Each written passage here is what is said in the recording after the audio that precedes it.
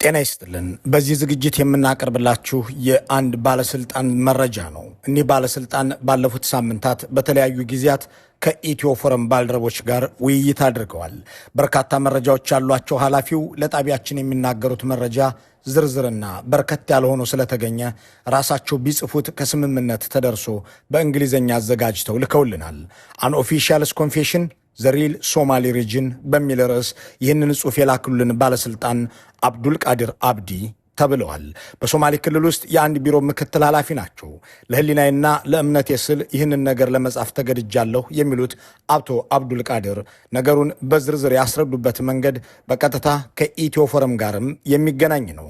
ኢቢኤስን ጨምሮ ከአዲስ አበባ ብልጽግና አከል ሚዲያዎች ጅጅጋ የከረሙበትን ምክንያት አንድ የደህንነት መስሪያ ቤቱ ባልደረባ ወደ ክልሉ አቅንተው ስላማከሩት ምክር በክልሉ ውስጥ ስላለውና ስላልተነገረው ነገር በብዙ የሚናገረውን የአቶ አብዱል ቃድርን ጽሑፍ ወደ አማርኛ መልሰነዋል። እንድትከታተሉን እንጋብዛችኋለን። የባለስልጣኑን ስም ቀይረነዋል። የመስሪያ ቤታቸውንም ስም ለደህንነታቸው ስንል ከመግለጽ ተቆጥበናል። አቶ አብዱል ቃድር እንዲህ ይጀምራሉ። ይህንን የምጽፈው እንደ ባዕድ ወይም ከውጭ እንደሚመለከት ሰው ሳይሆን በሶማሌ ክልል ስርዓት ውስጥ ለብዙ ዓመታት የቆየ ሰው እንደመሆኔ ነው። በተለያዩ የመንግስት እርከኖች ላይ የሰራው ሲሆን ዛሬም በአንዱ የክልሉ ቢሮ ውስጥ በምክትል ቢሮ ኃላፊነት የማገለግል ነኝ። በእነዚህ ዓመታት ውስጥ ውሳኔዎች እንዴት እንደሚሰጡ፣ በጀቶች እንዴት እንደሚንቀሳቀሱና በመሬት ላይ ያለው እውነታ ለህዝብ ከሚቀርበው ፕሮፓጋንዳ ምን ያህል እንደሚርቅ በቅርብ የምመለከት የዓይን እማኝ ነኝ። ጣቢያችሁ ኢትዮ ፎረም ስለ ፕሬዚዳንት ሙስጠፋና ስለ ክልሉ ሁኔታ ያቀረበውን የቅርብ ጊዜ ዝግጅቶች በጥሞና ተከታትያለሁ።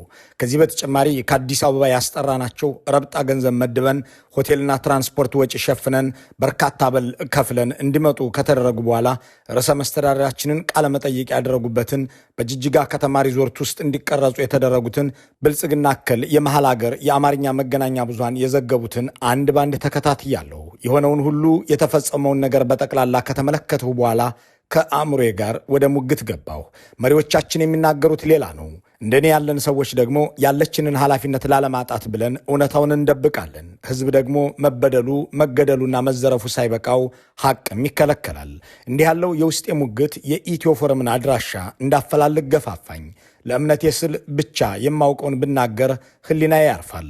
ርዕሰ መስተዳድራችን በበርካታ ገንዘብ ሊሸፋፍኑት የሚሞክሩት ከእርሳቸው ጀምሮ የተለያዩ አመራሮች በጎሳዊ ማንነት ምክንያት የሚያጋድሉትን ህዝብ እንዲሁ መረጃ እንዲከለክሉት እያደረጉ ነው። ለልማት ልናውለው የሚገባን ገንዘብ ለፕሮፓጋንዳና ለገጽታ ግንባታ ውለን ከአዲስ አበባ ለምንጠራቸው ሚዲያዎች አንዳንዴም በውጭ ሀገር ለምናሰማራቸው የፕሮፓጋንዳ ሰዎች እየከፈልን አዲስ አበባ ለተቀመጡ ባለስልጣናት እየሸጎጥን የምንኖርበትን አካሄድ ቢያንስ ልተነፍሰው ፈልጋለሁ። ይህንን ጽሑፍ ለመጻፍ የተነሳሳሁትም በዚሁ ምክንያት ነው። ከዋናው ነጥብ ልጀምር። ባለፈው አንድ ወር በሶማሌ ክልል ፕሬዚዳንት ጽሕፈት ቤት የተመራው የሙስጠፋን ገጽ የመገንባት የሚዲያ ስራ በከፍተኛ ደረጃ ተቀጣጥሎ የከረመው እናንተ እሳቸውን በማስመልከት ዘገባዎችን ከሰራችሁ በኋላ ነው። በበኩሌ ጣቢያችሁ ለክልላችን ለሰጠው ትኩረት ምስጋና አለኝ። ነገር ግን በዚህ ስርዓት ውስጥ እንደሚኖርና እንደሚሰራ ሰው የታሪኩ አስፈላጊ ክፍሎች ገና እንዳልተነገሩ ይሰማኛል። የክልላችን ህዝብ ለተደራራቢ ጥቃትና በደል የተዳረገው ከሚዲያ ተከልሎ ነው። በክልላችን ውስጥ መቀመጫቸውን አድርገው ዘገባ ይሰሩ የነበሩ 15 ሚዲያዎችን በቀጥታ በፕሬዝዳንቱ ትዕዛዝ እንዲባረሩ አድርገናል የሚሉት ባለስልጣኑ ከሶማሌ ክልል የተባረሩ ሚዲያዎችን በዝርዝር የተባረሩበትንም ትዕዛዝ የያዘውን ይህንን በምስሉ ላይ ያለውን ደብዳቤ አያይዘው ልከዋል። ይህንን ካሉ በኋላም ሲቀጥሉ እንዲህ ይላሉ። ኢትዮ ፎረም የክልላችንን ፕሬዚዳንት እስስታዊ ባህሪያትና ጸረ ኢትዮጵያ ተግባራት ካጋለጠ በኋላ እኛ የቢሮ ኃላፊዎችና ምክትሎች እንዲሁም የብልጽግና ቢሮ ክልላዊ ኃላፊ በፕሬዚዳንት ቢሮ ለአስቸኳይ ስብሰባ ተጠርተን ነበር። ስብሰባው ከመካሄዱ በፊት አንድ ለደህንነት መስሪያ ቤቱ ለነ ሬድዋን ቢሮ ማለት ነው የሚሰሩ በጅጅጋ የተወለዱ ሶማሊኛን አቀላጥፈው የሚናገሩ ባለስልጣን ወደ ሙስጠፋ ቢሮ መጥተው እንደነበር ሰምተን ነበር። እኒህ ግለሰብ በዋናነት ስራቸው ከሚዲያና ፕሮፓጋንዳ ጋር የተያያዘ ሆኖ የዘለቀ በመሆኑ የሙስጠፋ አማካሪ ሆነው በኢትዮ ፎረም የተጋለጠውን ማስተባበል የምትችለው በሚዲያ ነው። ለዚህ ደግሞ ከአዲስ አበባ የሚመጡ መሆን አለባቸው የሚል ምክረ ሐሳብ አቅርበዋል ተባለ። ይኸው ጉዳይ አጀንዳ ሆኖ መከርንበት። ለዚህም በጀት መመደብ እንደሚገባው ተወሰነ።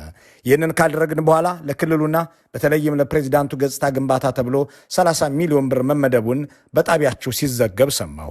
ገንዘቡ 30 ሚሊዮን ሳይሆን 40 ሚሊዮን ነበር።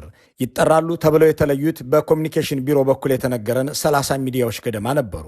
የእናንተ ዘገባ በመሰማቱ ለሁለተኛው ዙር እንዲመጡ ሲጠበቁ የነበሩት ቀሩ። የመጡት ሚዲያዎች ሙስጠፋን ለመከላከልና ለማዋደድ ይሆናል ያሉትን ቃለ መጠይቅና ተያያዥ ነገር ሲያደርጉ ከረሙ። ከመጡት ውስጥ ኢቢኤስ ቴሌቪዥን አንዱ ነበር። ወደ ክልላችን ለመምጣት በደህናው ጊዜ ብዙም የማያዘወትረው ኢቢኤስ ሙስጠፋ ክልሉን የሪዞርት አብዮት ያቀጣጠሉበት የምስራቁ አብይ ሆነው እንዲሳሉ ደከመ። ይህ ፕሬዝዳንቱ ሚዲያን እንዴት በቋሚነት እንደሚጠቀሙበት ፍንጭ ይሰጣችኋል። ይህ የቀድሞ ፕሬዝዳንት አብዲሌም ሆኑ ሌሎች የክልሉ ፕሬዝዳንቶች ሲያደርጉት የነበረ ነገር ነው። ለመሆኑ ከትግራይ ክልል ውጭ ሌላ ቃለ መጠይቅ የሚሰጥ የክልል ፕሬዝዳንት አይታችሁ ታውቃላችሁን? ፕሬዝዳንታችን ሙስጠፋ ከጠቅላይ ሚኒስትሩ ቀጥሎ የራሳቸውን ገጽታ በመገንባትና በማጋነን ረገድ ሚዲያን በሚገባ መጠቀም ይችላሉ። ለዚህ ነው ቀጣዩ ጠቅላይ ሚኒስትር የምስራቁ ኮከብና ክልሉን ሰላማዊና የበለጸገ ያደረገ እውነተኛ ኢትዮጵያዊ ተብለው በአማርኛ መገናኛ ብዙሃን የምትሰሙት። ይህንን ለምን በሶማሊኛ ሚዲያዎች አልተነገረም አልተሰማም ብላችሁ ጠይቃችሁ ታውቃላችሁን? ነገር ግን አብዛኛው የኢትዮጵያ ሕዝብ እንዲያምንበት ከተደረገው ፕሮፓጋንዳ ባሻገር ከእነዚህ ትርክቶችን መካከል አንዳቸውም እውነት አይደሉም። የጅጅጋ ሕዝብ ውሃ ሳይኖረው ለነሱ ሚሊዮን ብር የተከፈላቸው ኢቢኤስና ሌሎች የብልጽግና ፕሮፓጋንዳ ኃይሎች የሶማሌን ሕዝብ ሳይሆን ሌላውን ኢትዮጵያዊ ለማሳሳትም ዘመቻውን ተቀላቅለውታል። ከሶማሌ ብሔራዊ ክልላዊ መንግስት መዲና ከሆነችው ጅግጅጋ ከተማ አቅራቢያ በሚገኘው እጅግ ውብ ከሆነው ሸበሌ ሪዞርት እንኳን ለብርሃነ ትንሣኤው በሰላም አደረሳችሁ። እንደምናውቀው ኢትዮጵያ የቱሪስት መዳረሻ የሆነች ነው። የተለያዩ መናፈሻ ቦታዎች እየተከፈቱ ነው። እኛም ዞረን እየጎበኘን ያው በሌላው ኢትዮጵያዊ ዘንድ ስለ ሶማሌ ክልል ሲነገር የሚሰማ የተለመደ ነገር አለ። እሱም ክልሉ ሰላማዊ ሆኗል የሚለው ነው። ምክንያቱ ደግሞ ፕሬዝዳንት ሙስጠፋ ራሳቸው ይህንኑ ይላሉ። በአንድ በኩል ለምን እንዲህ እንደሚባል ይገባኛል። ግልጽ የሆነ የታጠቀ አማጺ ኃይል የለም። በሌሎች ክልሎች እንደሚታየው የዕለት ተዕለት ግድያ ዜና በሚዲያ ላይ አይሰማም። ነገር ግን ይህ የታሪካችን አንዱ ገጽታ ብቻ ነው። በአብዲሌም ዘመን ሶማሌ ክልል ጥንቅቅ ያለ ሰላም የነበረው ክልል ነበር። አንድም አማጺ አልነበረውም። በቀንም ሆነ በማታ ያለምንም ኮሽታ እንቅስቃሴ ነበር። በአብዲ ዘመን ሰዎች ይታሰሩ፣ ይሰወሩ፣ የሚገደሉም ነበር እንጂ ፕሬዚዳንቱ የጎሳ ግጭት እንዲቀሰቀስ ገንዘብና ሰው አያሰማሩም። አሁን ግን ክልላችን ከጎረቤት ሀገር ሳይቀር ባመጣው ጦር መሳሪያ ወደ ለየለት ጦርነት ውስጥ ገብቶ ከአፋር ወንድሞቻችን ጋር እንዲዋጋ ተደርጓል። የጎሳ ግጭቶችን ቀስቅሰን አጋድለናል። ይህንን ንስሐ በማስረጃ ቀርባለሁ። እኛ እየኖርን ያለነው ጸጥተኛ በሆነ ስቃይ ውስጥ ነው። ክልሉን ዝም ብላችሁ ብትጎበኙት ሁሉም ነገር መደበኛ መስሎ ሊታያችሁ ይችላል። ገበያዎች ክፍት ናቸው። መንገዶች በተሽከርካሪ ተጨናንቀዋል። ቢሮዎችም ሲሰሩ ይስተዋላሉ። ሕይወት የቀጠለ ይመስላል።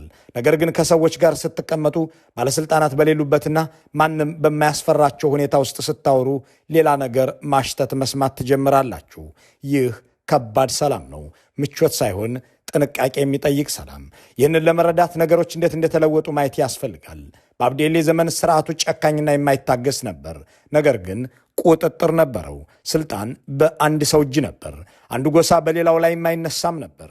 ይሄ የሆነው በመስማማት ሳይሆን በፍርሃት ምክንያት ነው። በሌላ ቋንቋ ያ ፍርሃት የተወሰነ ስርዓት ፈጥሮ ነበር ማለት ነው። ዛሬ ግን ያ ስርዓትም የለም። አሁን እያንዳንዱ ማህበረሰብ በከፍተኛ ሁኔታ ታጥቋል።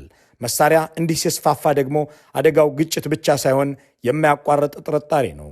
እያንዳንዱ አለመግባባት አደገኛ መስሎ ይታያል።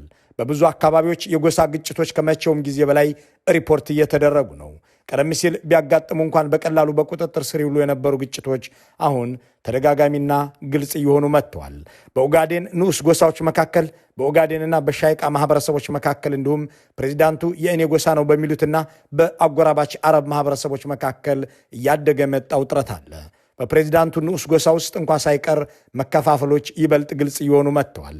እነዚህ ሰዎች በሹክሹክታና በጥንቃቄ የሚያወሩባቸው ነገር ግን መሬት ላይ ያሉ ደም ያፋሰሱ እውነታዎች ናቸው። በዳዋሌ ቀበሌ ታህሳስ 15 2017 ዓ.ም ከ200 በላይ ሰዎች ተገድለዋል። ሙሉ ቤተሰቦች ተጨፍጭፈዋል። ቤቶች ተቃጥለዋል። 200 ስንል ቁጥር ብቻ ይመስላል። ነገር ግን ከቁጥሩ ጀርባ ቤተሰቦች፣ ሕፃናትና እናቶች አሉ። ይህንን በእርግጥ በአዲስ አበባ የሚኖር አንድ ሚዲያ ዘግቦታልን? የሶማሌ ወንድሞቻችን 200 ሆነው በአንድ ቀን አለቁ የሚል ዜና በእርግጥ በኢትዮጵያ መገናኛ ብዙሃን አዲስ አበባ ላይ ሲታተምና ሲነገር ሰምታችኋልን? እነዚህ በዚያች ታህሳስ በ15 በአንድ ቀን ሕይወታቸው የተቀጩ ሰዎች ናቸው። በራሶ ቀበሌ ደግሞ ሕፃናትና አረጋውያንን ጨምሮ ከ26 በላይ ሰዎች ተገድለዋል። እነዚህ የተናጠል ክስተቶች አይደሉም፣ የቆዩ ቁስሎች ናቸው። ከዚያም የአፋር ሶማሌ ግጭት አለ። በፕሬዝዳንት ሙስጠፋ አስተዳደር ወቅት የቀድሞ ስምምነት በመፍረሱ እንደ አዳይቱ፣ ገብረ አሴና ኡዱፊ ያሉ አካባቢዎች እንደገና የግጭት አውደማ ሆነዋል። ከዚያ ወዲህ ከሁለቱም ወገን ከ4000 በላይ ሰዎች እንደሞቱና በ10 ሺዎች የሚቆጠሩ እንደተፈናቀሉ ይታመናል። ክልሉ ከተመሰረተበት ጀምሮ ላለፉት 30 ዓመታት ይህንን ያህል ሶማሌ በኢትዮጵያ ተፈናቅሎ አያውቅም። ይባስ ብሎ ደግሞ ከጎረቤት ሶማሊያ እንደ ዙ-23 ያሉ ከባድ መሳሪያዎች ገብተው ፕሬዚዳንቱ የኔ ጎሳ አባላት ናቸው ለሚሏቸው ሚሊሻዎች ትጥቅ እንዲውል አድርገዋል። ሶማሌና አፋር ሁለቱም ክልሎች በአንድ የፖለቲካ አመራር ስር የሚገኙ ማለትም በብልጽግና ስር ያሉ ቢሆኑም ትርጉም ያለው ጣልቃ ገብነት በጊዜ አልተካሄደም። ይልቁንም ግጭቱ እንዲቀጥል ተደርጓል። ይህም ለደህንነት በሚል ሰበብ ከፍተኛ የክልሉ በጀት ያለ ምንም ተጠያቂነት እንዲባክን በር ከፍቷል። በተመሳሳይ ጊዜ የልዩ ኃይል እንዲዳከም ተደርጓል። በተለይም ልምድ ያላቸው አዛዦችን እንዲያጣ ተደርጓል። እነዚህ አልሸባብን ጭምር በመዋጋት ልምድ የነበራቸው አመራሮች የተባረሩት፣ የታሰሩትና የተሰወሩት ለአዲስ አበባው የኦህዴድ ገዢዎቻችን ታማኝ አይደሉም ተብለው ነው። ቁልፍ የጸጥታ ቦታዎች በፕሬዝዳንቱ የቅርብ ሰዎች ተይዘዋል። በግምት ከ90 በመቶ በላይ የሚሆኑት የዲስትሪክት ፖሊስ አዛዦች ከአንድ አካባቢ የመጡ ናቸው። በተጨማሪም ከሀገረ ሶማሊያ ጁባላንድ የመጡ 11 አዛዦች የኮሎኔልነትና የሻምበልነት ማዕረግ ተሰጥቷቸው የጸጥታ መዋቅሩን ተቀላቅለዋል። ይህ በክልሉ ያለውን የኃይል ሚዛን ቀይሮ ጥርጣሬን አስፍኗል። ስለዚህ አዎ ሰላም አለ። ነገር ግን ሰዎች እንደሚገምቱት አይነት ሰላም አይደለም። ደካማና የማይታመን ሰላም ነው። ከፈራረሱ ቤተሰቦች ጋር ስትቀመጡ፣ ልጆቻቸውን የቀበሩ እናቶቻችንን ስታዳምጡ፣ የወደፊት ተስፋ የሌላቸውን ወጣቶች ስታዩ፣ ይህንንም ሰላም ብሎ መጥራት ይከብዳል። እውነተኛ ሰላም የግጭት አለመኖር ብቻ ሳይሆን የእምነት፣ የክብርና የደህንነት ስሜት መኖር ጭምር ነውና እነዚህ ነገሮች ግን አሁን እኛ ጋር የሉንም። በሁማን ራይት ሪከርድ በክልሉ ባሳየ ነው ኮርተን ደረታችን መተን የምንሄደው ከአሜሪካና ከአውሮፓ ስታንዳርድ በተሻለ ደረጃ ሰብአዊ መብት በክልላችን ይከበራል ብዬ አፌን ሞልቼ መናገር ይችላል። ከአሜሪካና ከአውሮፓ በተሻለ ደረጃ በክልላችን ሰብአዊ መብት ይከበራል። ይሄን ዳይናሬሽን በሽማግሌ አይቀርብም፣ በሃይማኖት አባቶች አይቀርብም፣ በክልሉ ፓርላማ አይቀርብም። ሰዎች በሌሊት ይወሰዳሉ፣ ከዚያም ደብዛቸው ይጠፋል። ምንም አይነት መረጃ ወይም መዝገብ የለም። በክልሉ ከ20 በላይ መደበኛ ያልሆኑ ድብቅ እስር ቤቶች እንዳሉ ይታመናል። ይህንን እኛ ባለስልጣኖች በሹክሹክታ የምናወራው እንጂ ተርታው ሰው የሚያውቀው ጉዳይ አይደለም። መንግስትን ይቃወማሉ ተብሎ የሚጠረጠሩ ሰዎችና ዘመዶቻቸው ኢላማ ሆነው በእነዚህ ማዕከላት ይዘጋባቸዋል። ቤተሰቦች የታሰረባቸውን የቤተሰብ አባል ለማስፈታት ከ300 ሺህ እስከ 500 ሺህ ብር እንዲከፍሉ ይገደዳሉ። በሌሎች ክልሎች እገታ በታጠቁ ቡድኖች ሲፈጸም እንደሚውል እንሰማለን። እኛ ክልል ግን አጋቾች በስርዓት ውስጥ ያሉ የጸጥታ አካላት ናቸው።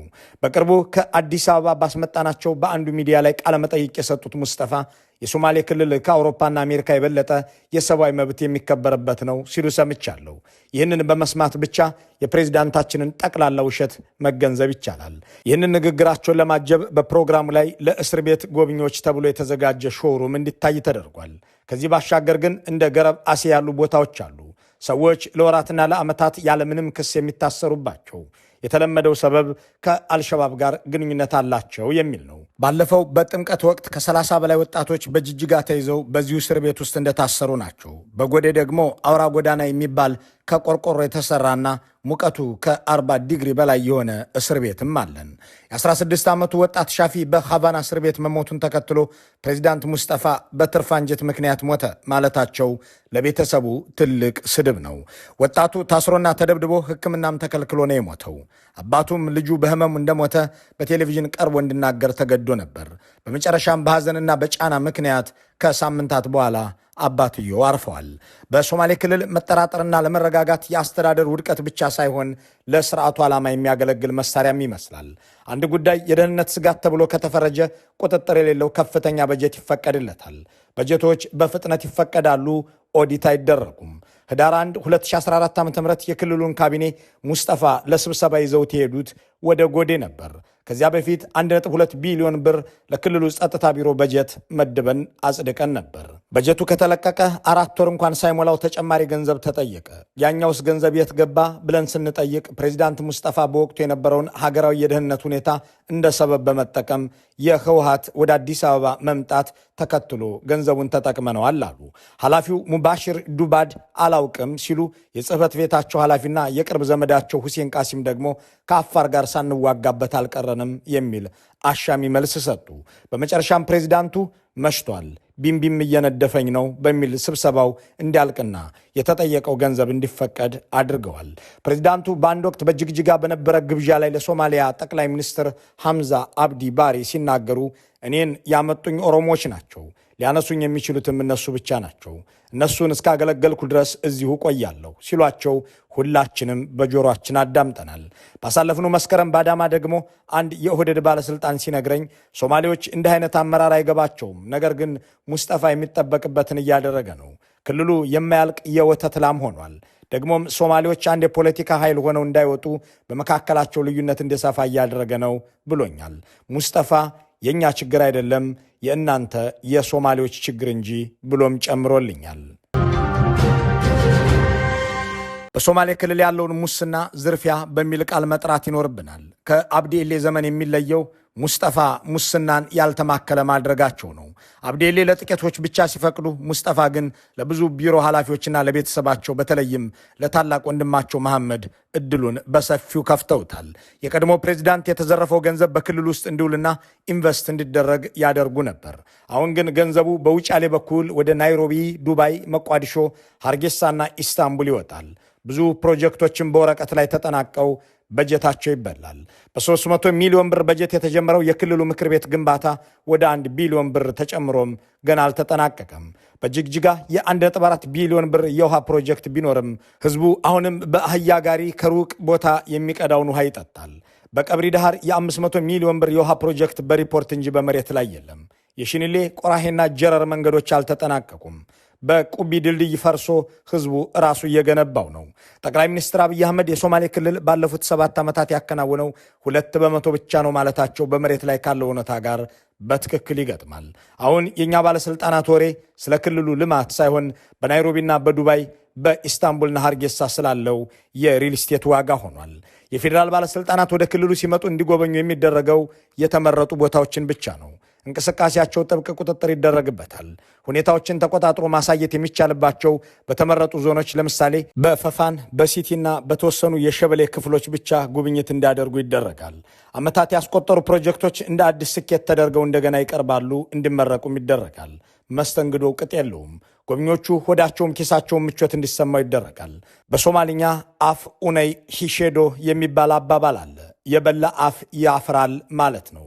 ወደኛ ክልል የሚመጣ ሁሉ ሆዱም ኪሱም ጠግቦ ስለሚመለስ እውነቱን መናገር ያፍራል። በስርዓቱ ውስጥ ያለን ሰዎች ግን እውነቱን እናውቀዋለን። መናገር ደግሞ አደጋ አለው። ይህ ክልል አሁን የሚገነባበት ሳይሆን የሚዘረፍበት ቦታ ሆኗል። ህዝቡም ይህንን መሪር እውነታ በየቀኑ እየኖረው ነው። በወጣቶቻችን ላይ ከፍተኛ የተስፋ መቁረጥ ስሜት አለ። በዚህም አያሌ ወጣቶች ክልሉን እየለቀቁ ናቸው። መሄድ ስለፈለጉ ሳይሆን ሌላ አማራጭ ስለሌላቸው። የሀገር አቀፍ ፈተና ያለፉ ተማሪዎች ቁጥር 3% አካባቢ ነው። በሶማሌ ክልል ግን ብዙ ጊዜ ከ1% በታች ነው። ያለፉትም ቢሆኑ አብዛኞቹ በሶማሊኛ አፋቸውን የፈቱ ታዳጊዎች አይደሉም። ወጣቶች ብቻም አይደሉም። የመንግስት ሰራተኞችም ጭምር ክልሉን እየለቀቁ ናቸው። ወደ አሜሪካ፣ አውሮፓና መካከለኛው ምስራቅ አደገኛ ጉዞዎችን እያደረጉ ነው። በረሃና ባህርን እያቋረጡ ህይወታቸውን ለተሻለ እድል ብናሳልፍና ብንሰጥ እያሉ እየተጓዙ ነው። ይህንን የምናገረው ከራሴ ተሞክሮ በመነሳት ነው። እኔ በኃላፊነት በምመራው ቢሮ ውስጥ ብቻ ቢያንስ 10 ወጣቶች ይህንን መንገድ መርጠዋል። እነዚህን ታሪኮች በየቦታው ትሰሟቸዋላችሁ። ቤተሰቦች ከብቶቻቸውን ወይም መሬታቸውን ሸጠው አንዱ ልጃቸውን ወደ ውጭ አገር ይልካሉ። ቢያንስ አንዱ ተሳክቶለት ሌላው ይረዳል በሚል ተስፋ። እናቶች በጭንቀት ስልክ ይጠብቃሉ፣ ወይ የምስራች ወይም የመርዶ ዜና። አንዳንዶቹ ደግሞ ደብዛቸው ይጠፋል። ይህ ስደት ብቻ አይደለም፣ አንድ ትውልድ ለወደፊት ይገነባዋል ብሎ ከሚያምንበት ምድር የመጥፋት ሂደት ነው። ህዝቡ በእርግጠኝነት ውሎ ማደር አይችልም። ቀጥሎ ምን ይፈጠር ይሆን የሚል ስጋት ሁልጊዜም አለ። የመንግስት ሚና ደግሞ ግራ የሚያጋባ ሆኗል። አንዳንዴ ጣልቃ ለመግባት በጣም የራቀ ወይም ደካማ ይመስላል። ሌላ ጊዜ ደግሞ ውጥረትን ከማርገብ ይልቅ መከፋፈልን በሚያባብስ መልኩ ብቅ ይላል። ይህ በሪፖርቶች ላይ የምታነቡት አይደለም፣ ህዝቡ እየኖረበት ያለ እውነታ ነው። ባለስልጣኑ ጽሑፋቸውን አጠናቀዋል። በጉዳዩ ላይ አስተያየት መስጠት ፈልጋለሁ ወይም ምላሽ አለኝ የሚል የትኛውም አካል እንደሚስተናገድ እየገለጽን በዚሁ መልካሙን ሁሉ በመመኘት እንሰናበታለን።